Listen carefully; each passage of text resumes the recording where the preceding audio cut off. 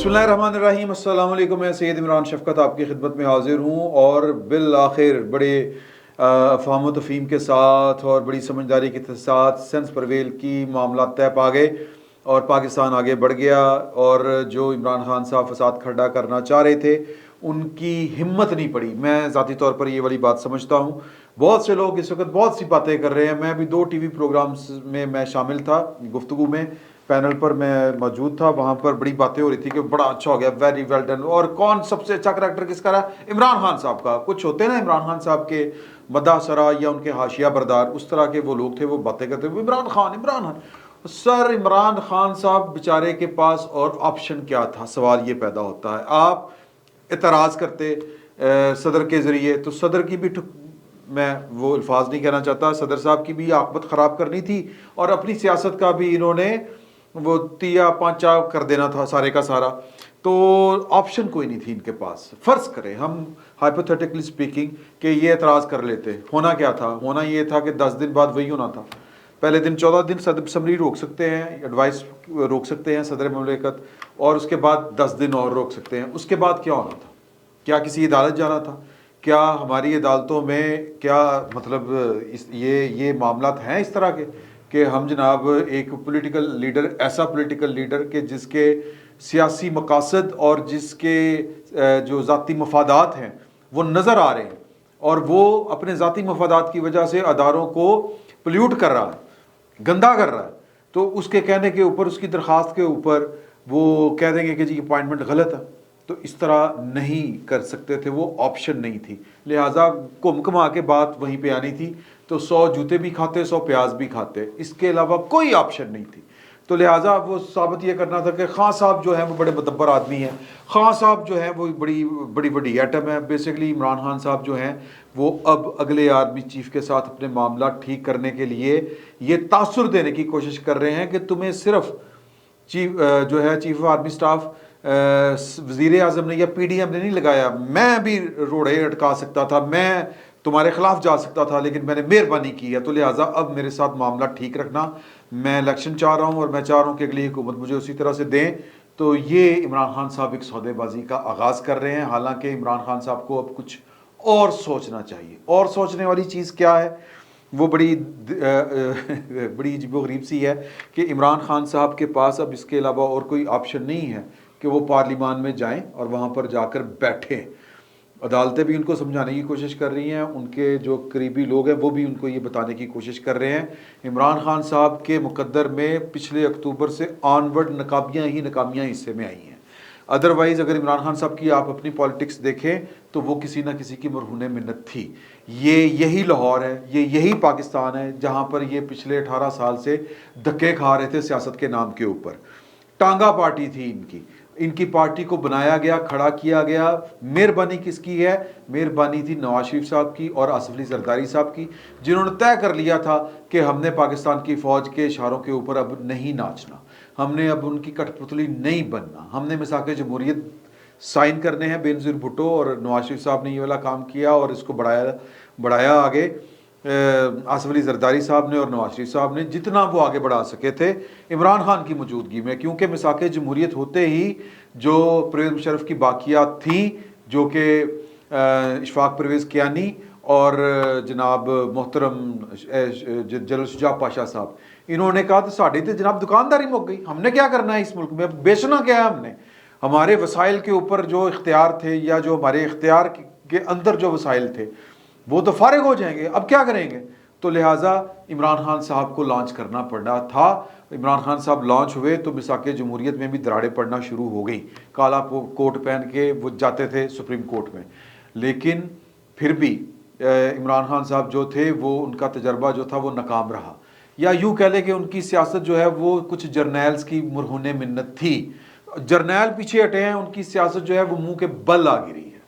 और वो लोग जो कह रहे हैं कि इमरान खान बहुत बड़ा लीडर है, ये इनकी लीडरी भी आने वाले चंद दिन, महीने, हफ्ते आपको समझ लग जाएगी कि ये कितने बड़े लीडर हैं। क्योंकि इमरान खान साहब को जब खुद अपने बलबूते के ऊपर सियासत करनी पड़ी है, नाकामी और इनके घर का रास्ता देख लिया है। पहली नाकामी इनको हुई तहरीक अदम एतमाद को नाकाम बनाने में, ये नाकाम रहे। दूसरी नाकामी इनको ये हुई कि ये लॉन्ग मार्च लेके निकले थे इस्लाम आबाद में 25 मई को, 26 मई को यू टर्न ले गए सीधा बनी गाला कुलसूम इंटरचेंज प्लाजा से, वो कुलसूम जो है इंटरनेशनल हॉस्पिटल वाला, या चुंगी नंबर 6 से सीधा बनी गाला पहुंच गए। फिर जनाब वो 7 महीने जलसे के ऊपर जलसे करते रहे, अरबों रुपए लगा के जलसे किए, मोमेंटम बनाने की कोशिश की कि मैं किसी तरह सिस्टम को यरगमाल बना लूं। किसी हद तक कामयाब भी हुए, क्योंकि अंदर में कुछ जर्नैल इनके साथ मिले हुए थे जिनका एतराफ़ ये अपने मुंह से करते हैं कि वो मेरे साथ थे। और आज ये वाला भी जो बाब है अंदर के जर्नैलों वाला, वो बंद हो गया। जनरल आसिम मुनीर साहब ने, अब उनके पास सबसे बड़ा चैलेंज क्या है? उनके पास सबसे बड़ा चैलेंज ये है कि जो घर में वो क्या कहते हैं कि जो मतलब क्या उसको कहेंगे कि घर के भेदी को पकड़ना, वो जो पाकिस्तान की फौज को इमरान खान साहब की झोली में डाल रहे थे या अपने मकासद के लिए इमरान खान साहब को इस्तेमाल कर रहे थे, और इमरान खान साहब का ढोल पीट रहे थे फौज के अंदर। वो जो इमरान खान साहब बड़ा खुल के कहते थे, मैं आपको एक वाकया बताने लगा हूँ, ये अब बात आपने गौर से सुननी है। इमरान खान साहब ने असर नफूज जो है जनरल बाजवा के घर तक किया। जब जनरल बाजवा साहब ने ये वाला फैसला किया, और वो अकेले जनरल बाजवा साहब का फैसला नहीं था, पिछले साल अक्टूबर में, तो इनका एक साहबजादा, 2 साहबजादे हैं, एक साहबजादा इनसे नाराज़ हुआ कि अब्बा जी आपने ये क्या किया है। तो वो अपने, इनके जो दोस्त हैं साबर, जो हमीद साहब, उनके पास गया कि अब्बू को समझाएं, नाराज़ होकर इनके पास गया। उन्होंने उनसे बात की तो उन्होंने कहा यार पागल है। तो इमरान खान साहब जो कहते थे ना जलसों में कि मैं तो इनके घरों के अंदर तक दाखिल हो चुका हूँ, इनके किचन्स में मैं हूँ, इनके बच्चों में मैं हूँ, तो ये वो वाला फसाद था। इमरान खान साहब जो है, और इसमें कसूर जो है जाहिर है कि अपना भी था, इदारे का अपना भी था।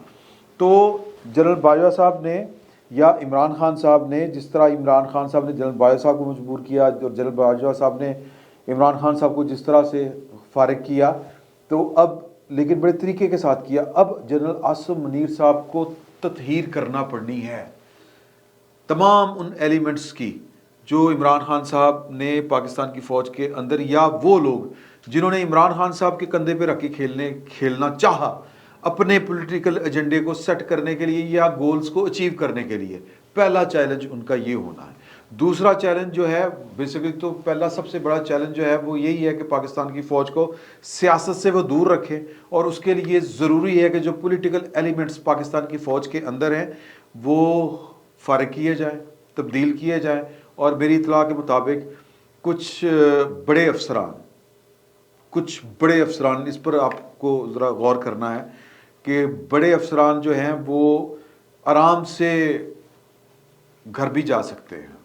कुछ बड़े अफसरान जो हैं उनको, उनका दीद लिहाज बस इतना ही होगा कि बस वो सुकून के साथ अपने घर चले जाएं, वरना अगर उन्होंने अपने तौर तरीके ना बदले, इमरान खान साहब के ज़रिए अपने टारगेट्स को अचीव करना चाहा, तो सर ये जनरल बाजवा साहब नहीं हैं जो मतलब ये कह लें कि बर्दाश्त कर जाएंगे या दीद लिहाज से काम ले जाएंगे, क्योंकि अब पाकिस्तान की फ़ौज यूं नहीं चल सकती।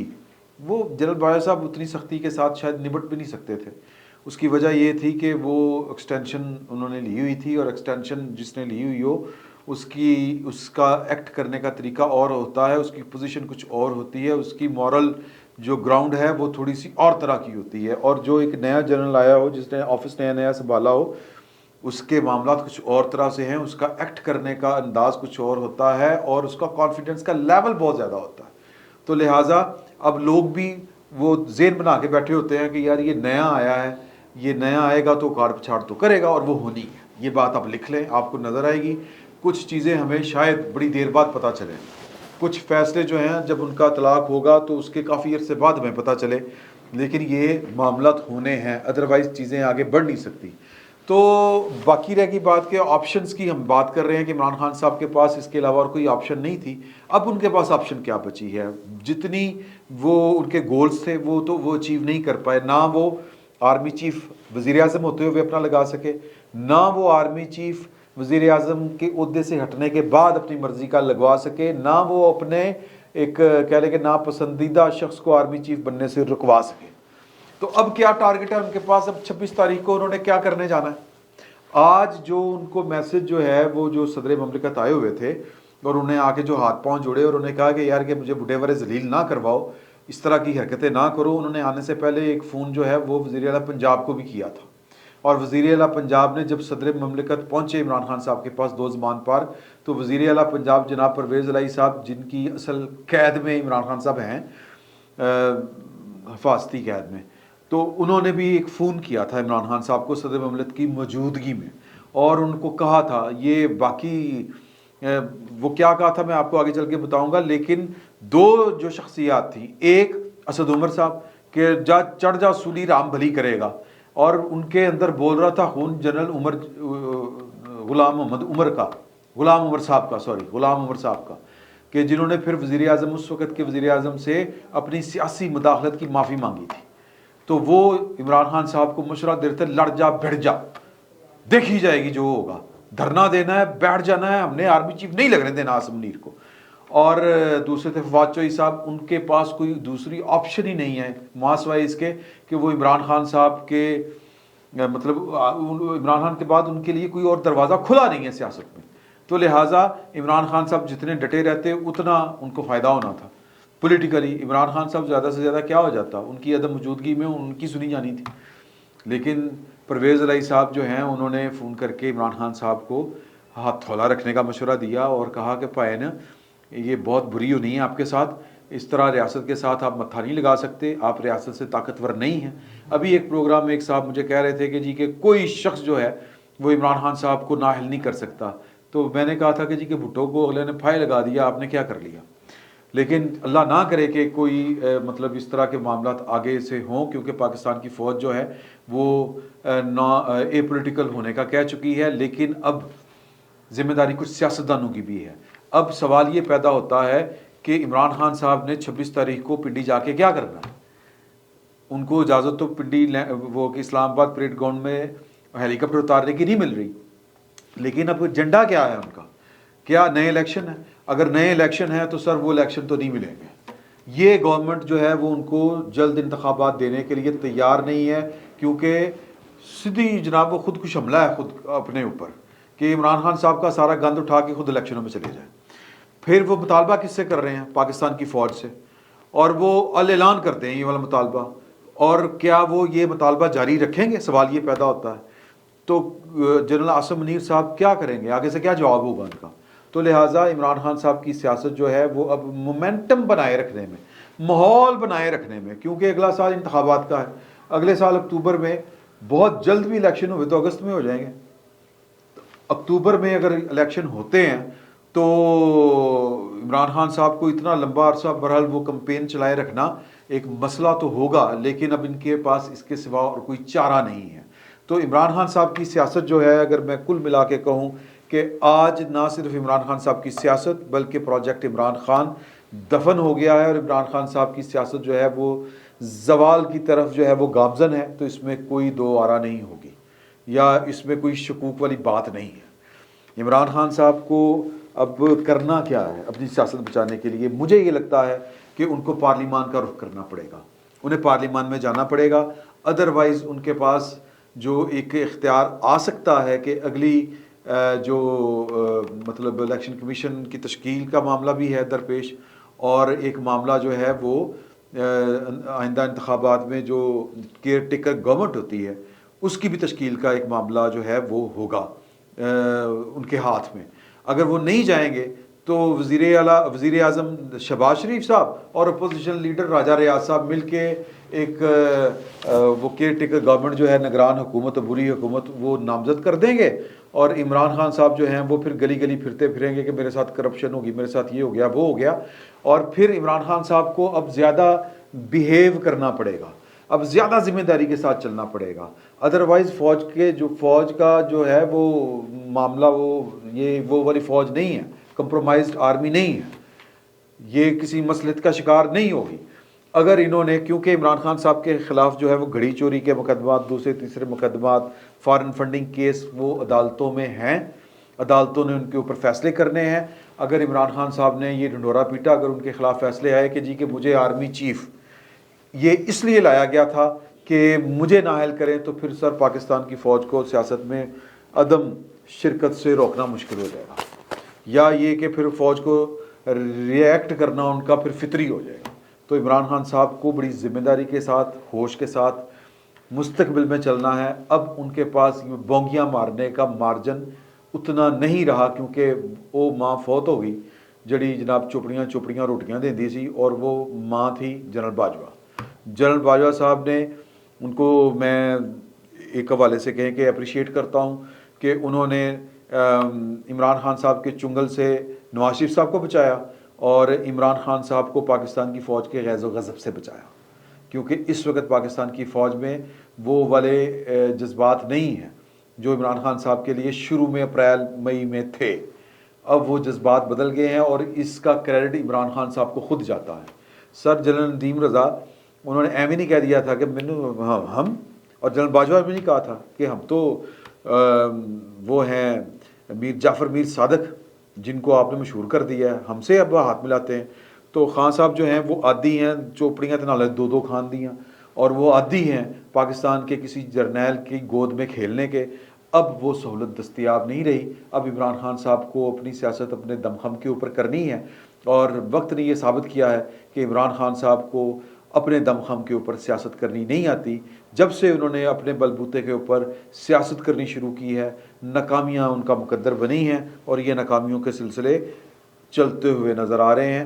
باقی سلوٹ مارا کہ جناب عاصم منیر صاحب نے وزیر اعظم صاحب کو، یہ آپ دیکھیں سلوٹ وجتا ہوا، یہ منظر بڑا سہانا ہے سر، لیکن یہ سلوٹ جو ہے یہ کب کسی اور صورت میں بدل جائے یہ پتہ نہیں چلتا۔ اسی طرح کے سلوٹ ہم نے بہت دیکھے ہیں۔ اس سے پہلے جنرل باجوہ صاحب نے بھی آ کے نواز شریف صاحب کو اسی طرح ہی سلوٹ کیا تھا، اس سے پہلے رئیس شریف صاحب بھی اسی طرح ہی سلوٹ کرتے تھے، اور اس سے پہلے پرویز مشرف صاحب بھی اسی طرح ہی سلوٹ کرتے تھے۔ تو اللہ تعالیٰ ایسے سلوٹوں کو سلامت رکھے، اور جو ویسے سلوٹ ہیں جن کا میں ذکر کر رہا ہوں، فوج کہتی ہے کہ اب ویسے سلوٹ نہیں بجا کریں گے، تو سر اللہ تعالیٰ ویسے سلوٹوں سے ہمارے وزرائے اعظم کو اپنی پناہ میں رکھے۔ فی الوقت اتنا ہی، بہت بہت شکریہ۔